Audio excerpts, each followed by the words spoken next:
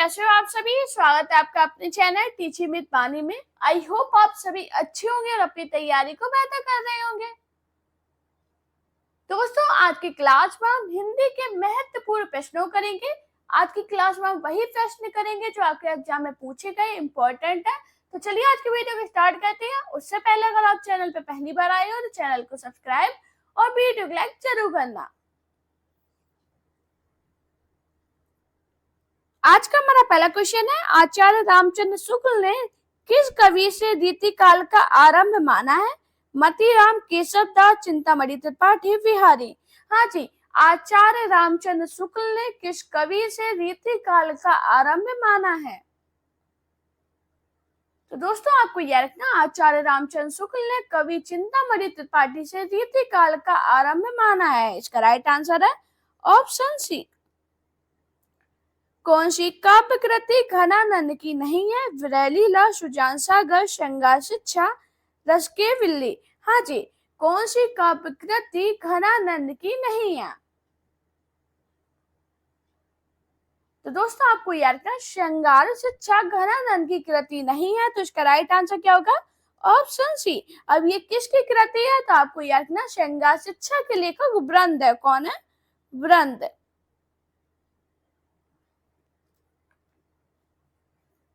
अणिमा किसकी रचना है? सुमित्रा नंदन पंत, सूर्यकांत त्रिपाठी निराला, बालकृष्ण शर्मा, महादेवी वर्मा। हाँ जी, अणिमा किसकी रचना है? तो दोस्तों आपको याद रखना, जो अणिमा है ये सूर्यकांत त्रिपाठी निराला की रचना है। इसका राइट आंसर है ऑप्शन बी। नीचा के रचनाकार है राम कुमार वर्मा, जयशंकर प्रसाद, महादेवी वर्मा, सुमित्रा नंदन पंत। हाँ जी, नीचा के रचनाकार कौन है? तो आप सभी को पता है, जो नीचा है इसके रचनाकार महादेवी वर्मा है। इसका राइट आंसर है ऑप्शन सी। बात करें महादेवी की अन्य रचनाएं कौन सी है? तो आपको याद रखना, निहाल, रश्मि, सांदगीत, यामा। यामा के लिए आप सभी को पता है, यामा पर महादेवी वर्मा को 1982 में भारतीय ज्ञानपीठ पुरस्कार प्राप्त हुआ था। युग की गंगा किसकी रचना है? केदारनाथ सिंह, केदारनाथ मिश्र प्रभात, केदारनाथ अग्रवाल, रामेश्वर शुक्ल। हाँ जी, युग की गंगा किसकी रचना है? तो दोस्तों आपको याद रखना, जो युग की गंगा है ये केदारनाथ अग्रवाल की रचना है। इसका राइट आंसर है ऑप्शन सी। आत्महत्या के विरुद्ध किसकी रचना है? केदारनाथ अग्रवाल, रघुवीर साय, हरिवंश राय बच्चन, दुष्यंत कुमार। हाँ जी, आत्महत्या के विरुद्ध किसकी रचना है? तो दोस्तों आपको याद रखना, आत्महत्या के विरुद्ध रघुवीर साय की रचना है। इसका राइट आंसर है ऑप्शन बी।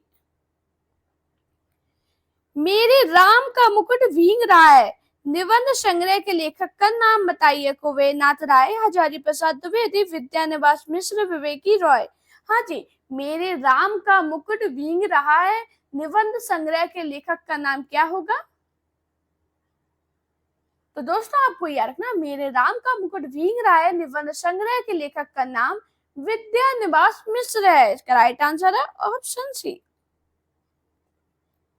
आधे अधूरे नाटक के प्रमुख स्त्री पात्र का नाम क्या है?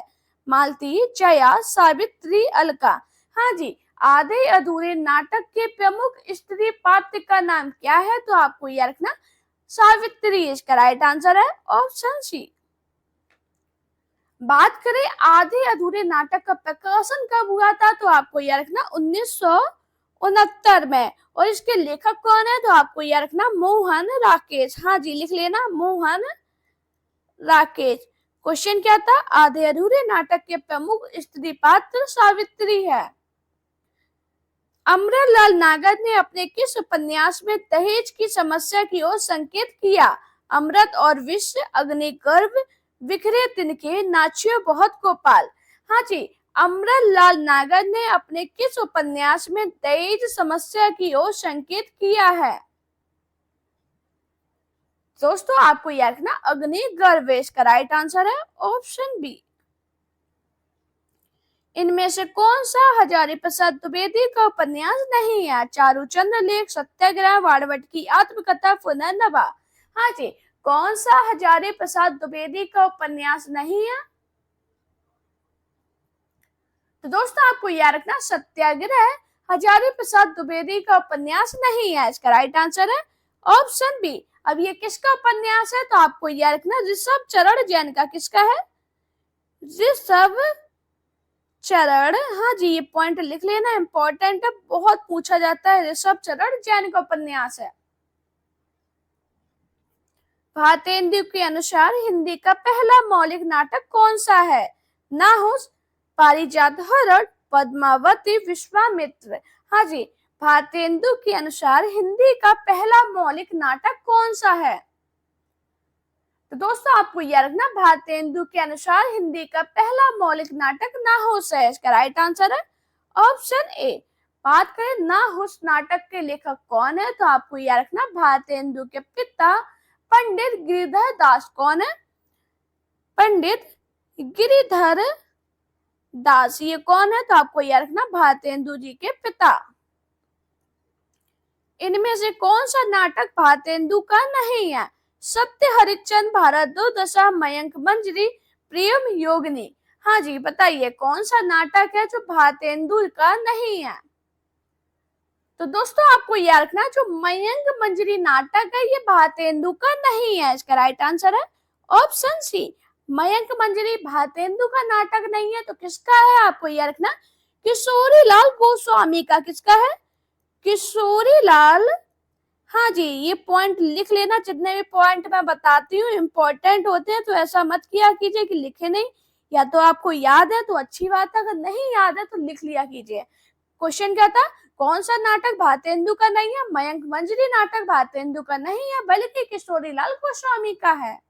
उत्पत्तिवाद किस आचार्य का सिद्धांत है, भट्टनायक, अभिनव गुप्त, भट्टलोलट, शंकुक। हाँ जी, उत्पत्तिवाद किस आचार्य का सिद्धांत है, तो आपको याद रखना भट्टलोलट का। इसका राइट आंसर है ऑप्शन सी। आचार्य आनंदवर्धन किस संप्रदाय के आचार्य माने जाते हैं, अलंकार, ध्वनि, वक्रोक्ति, औचित्य। हाँ जी, आचार्य आनंदवर्धन किस संप्रदाय के आचार्य माने जाते हैं, तो आपको याद रखना ध्वनि संप्रदाय के आचार्य माने जाते हैं। इसका राइट आंसर है ऑप्शन बी। मैंने क्या बताया, आचार्य आनंदवर्धन ध्वनि संप्रदाय के आचार्य माने जाते हैं। बात करें इनका संबंध किससे है, तो आपको याद रखना ध्वनि संबंधी ग्रंथ धवन्या लोक से। किसका है, किससे है, धवन्या लोक से। आचार्य शंकुक किस मत के प्रवर्तक माने जाते हैं, अभिव्यक्तिवाद, भुक्तिवाद, अनुमितिवाद, उत्पत्तिवाद।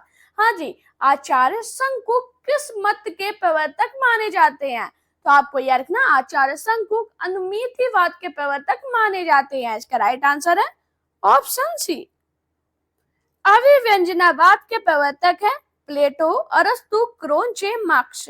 हाँ जी, अभिव्यंजनावाद के प्रवर्तक कौन है, तो आपको याद रखना क्रोन्चे अभिव्यंजनावाद के प्रवर्तक है। इसका राइट आंसर है ऑप्शन सी।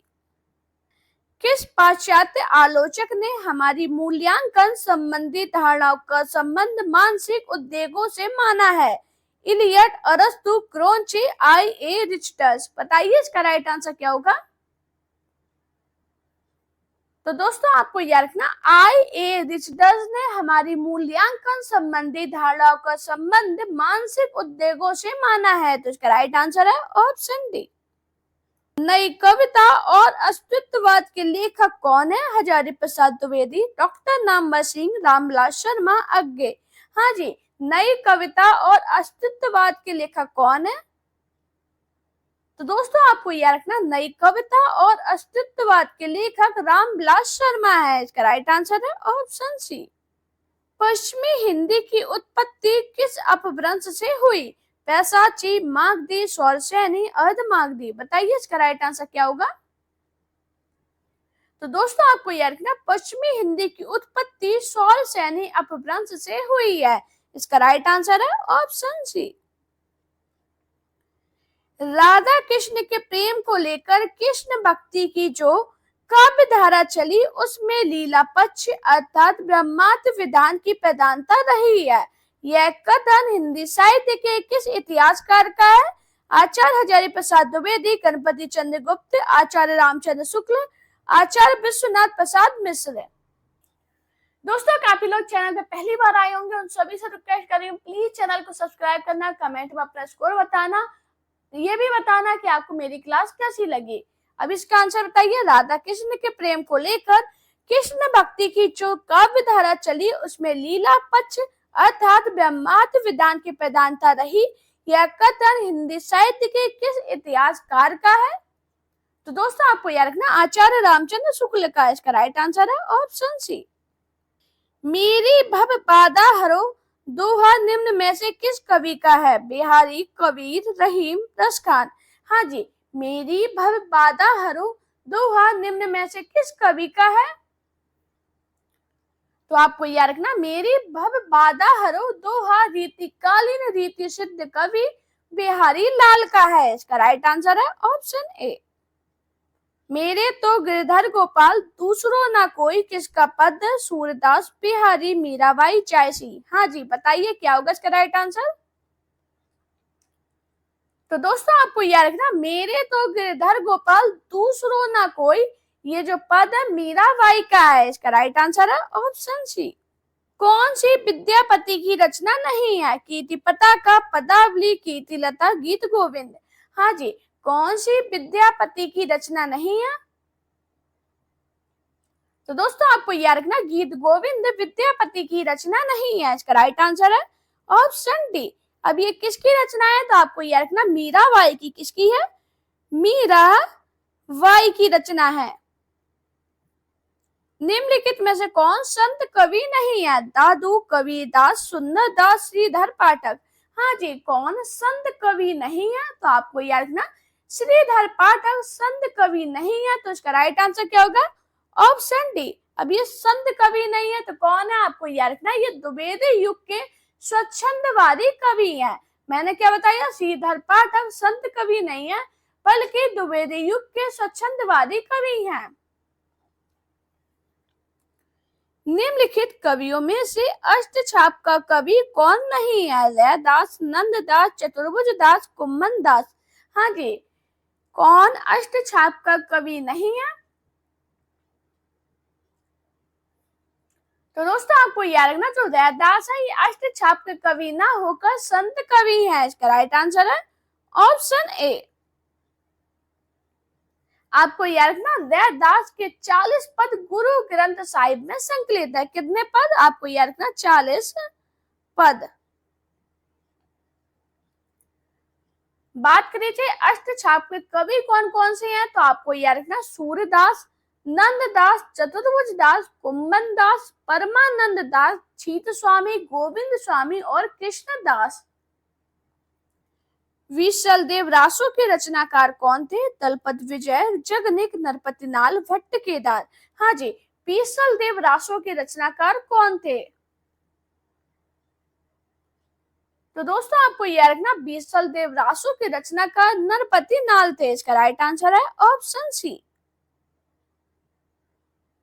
बात करें दलपत विजय ने कौन सी रचना की? तो आपको याद रखना कुमार रासो, जगनिक ने परमाल रासो और भट्ट केदार ने जयचंद प्रकाश की रचना की। पद्मावत में उल्लिखित राजा रतन सेन कहाँ के राजा थे? सभी को पता है जो पद्मावत में रतन सेन है ये चित्तौड़गढ़ के राजा थे। इसका राइट आंसर है ऑप्शन ए। आचार्य शुक्ल के अनुसार निम्नांकित में से कौन सी रचना तुलसीदास की है? छप्पर रामायण, वर्वी रामायण, कड़खा रामायण, चोला रामायण। हाँ जी, आचार्य रामचंद्र शुक्ल के अनुसार कौन सी रचना तुलसीदास की है?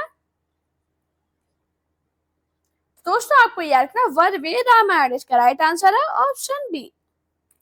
सूरदास कृष्ण भक्ति के किस संप्रदाय में दीक्षित थे? राधा वल्लभ संप्रदाय, चैतन्य संप्रदाय, वल्लभ संप्रदाय, सखी संप्रदाय। हाँ जी, बताओ क्या होगा इसका राइट आंसर? तो दोस्तों आपको याद रखना जो सूरदास है ये कृष्ण भक्ति शाखा के वल्लभ संप्रदाय से दीक्षित थे। इसका राइट आंसर है ऑप्शन सी। सुजान हित, कृपाकंद, वियोग वेली किस कवि की रचनाएं हैं? भूषण, घनानंद, विकारी दास, आलम। हाँ जी, सुजान हित, कृपाकंद, वियोग वेली किस कवि की रचनाएं हैं? तो आपको याद रखना घनानंद की। इसका राइट आंसर है ऑप्शन बी।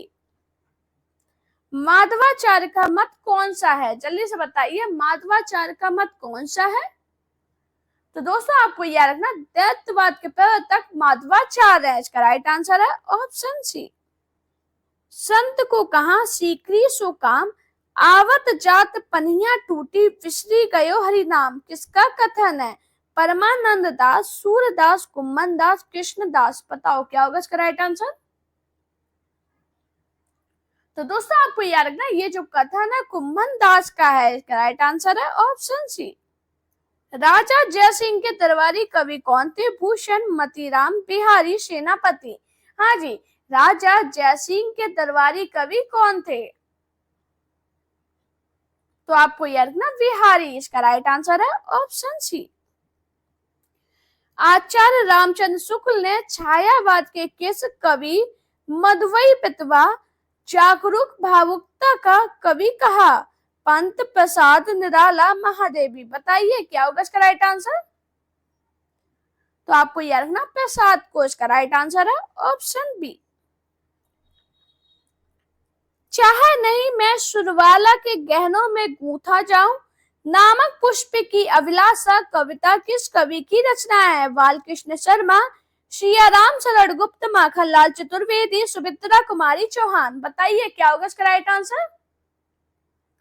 हाँ जी, चाहा नहीं मैं सुरवाला के गहनों में गूंथा जाऊं, नामक पुष्प की अभिलाषा कविता माखनलाल चतुर्वेदी की है। इसका राइट आंसर है ऑप्शन सी।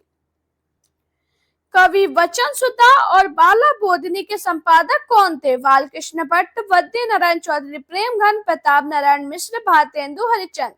हाँ जी, कवि वचन सुधा और बाला बोधनी के संपादक कौन थे? तो आपको यह रखना भारतेंदु हरिश्चंद्र। इसका राइट आंसर है ऑप्शन डी।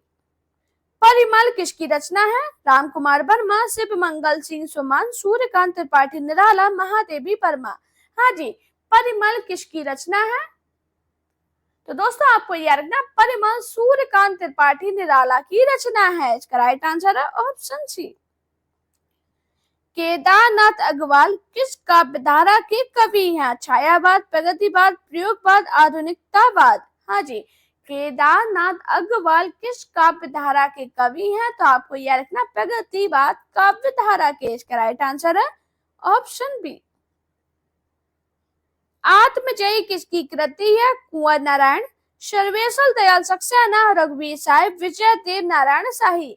हाँ जी, आत्मजयी किसकी कृति है? आपको याद रखना, जो आत्मजयी है ये कुंवर नारायण की कृति है। इसका राइट आंसर है ऑप्शन ए। आपको याद रखना, जो कुंवर नारायण है ये तीसरे शतक के कवि हैं। कौन सा काव्य संग्रह सुमित्रा नंदन पंत का नहीं है? पल्लव, कुंजन, ग्रंथि, अनामिका। हाँ जी, कौन सा संग्रह सुमित्रा नंदन पंत का नहीं है? आपको याद रखना, अनामिका सुमित्रा नंदन पंत का काव्य संग्रह नहीं है। इसका राइट आंसर है ऑप्शन डी। अब ये किसका है? तो आपको याद रखना सूर्यकांत त्रिपाठी निराला का।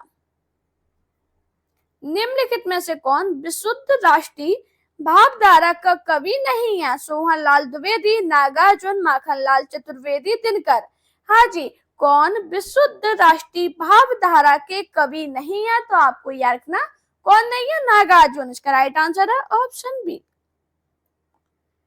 प्रथम रश्मि का आना, रंगनी तूने कैसे पहचाना किस कवि की पंक्ति है? सुमित्रा नंदन पंत, महादेवी वर्मा, रामधारी सिंह दिनकर, शिव मंगल सिंह सुमन। हाँ जी, जल्दी से बताओ ये पंक्ति किसकी है? तो आपको याद रखना सुमित्रा नंदन पंत की। इसका राइट आंसर है ऑप्शन ए। राग दरबारी किस विधा की रचना है? काव्य, निबंध, उपन्यास, रिपोर्टाज। हाँ जी, राग दरबारी किस विधा की रचना है? तो आपको याद रखना, जो राग दरबारी ये उपन्यास विधा की रचना है। इसका राइट आंसर है ऑप्शन सी। बात करें ये किसके द्वारा लिखित है? तो आपको याद रखना श्रीलाल, हाँ जी क्या नाम है? श्रीलाल शुक्ल, श्रीलाल शुक्ल द्वारा लिखित है। एक घूंट किसका लिखा हुआ एकांकी है? राम कुमार वर्मा, जयशंकर प्रसाद, सेठ गोविंद दास, जगदीश चंद्र माथुर। हाँ जी, एक घूंट किसका लिखा हुआ एकांकी है? आपको याद रखना जयशंकर प्रसाद का। इसका राइट आंसर है ऑप्शन बी। साहित्यलोचन किसका लिखा हुआ समीक्षात्मक ग्रंथ है? रामचंद्र शुक्ल, गुलाब राय, श्याम सुंदर दास, महावीर प्रसाद द्विवेदी। हाँ जी, साहित्यलोचन किसका लिखा हुआ समीक्षात्मक ग्रंथ है? तो आपको याद रखना श्याम सुंदर दास द्वारा। इसका राइट आंसर है ऑप्शन सी। बात करें साहित्यलोचन की सन कितनी है? तो आपको याद रखना 1922। जीप पर सवार इलिया किसकी हास्य व्यंग रचना है? रविंद्रनाथ त्यागी, सुदर्शन मजीठिया, शरद जोशी, नरेंद्र कोहली। हाँ जी, बताइए इसका राइट आंसर क्या होगा? ये किसकी हास्य व्यंग रचना है? तो आपको याद रखना शरद जोशी की। इसका राइट आंसर है ऑप्शन सी। ठेठ हिंदी का ठाठ किस विधा की कृति है? आप सभी को पता है जो ठेठ हिंदी का ठाठ है ये अयोध्या सिंह उपाध्याय हरिओत द्वारा लिखित उपन्यास है। तो इसका राइट आंसर है ऑप्शन बी। शेखर एक जीवनी कैसा उपन्यास है? जीवनी परक, सामाजिक, मनोविश्लेषणवादी, व्यक्तित्ववादी। हाँ जी, शेखर एक जीवनी कैसा उपन्यास है? आपको याद रखना मनोविश्लेषणवादी। इसका राइट आंसर है ऑप्शन सी। उषा प्रेमदा की वापसी किस विधा की रचना है? उपन्यास, कहानी, संस्मरण, नाटक। हाँ जी, उषा प्रेमदा की वापसी किस विधा की रचना है? आपको याद रखना कहानी विधा की। इसका राइट आंसर है ऑप्शन बी। अरे यावर रहेगा याद अज्ञे की किस विधा की रचना है? डायरी, संस्मरण, रेखा चित्र, यात्रा वृत्तांत। हाँ जी, तो दोस्तों आपको याद रखना अरे यावर रहेगा याद अज्ञे का यात्रा वृत्तांत है। इसका राइट आंसर है ऑप्शन डी। दोस्तों अगर आपको मेरी वीडियो पसंद आई हो तो वीडियो को लाइक कीजिए, चैनल को सब्सक्राइब कीजिए, अपने दोस्तों के साथ वीडियो शेयर करना। मेरा Telegram account, Insta account, Facebook page पे मुझे फॉलो कीजिए। अपना प्यार और सपोर्ट चैनल पे इसी प्रकार बनाए रखिए। Thank you guys for watching this video.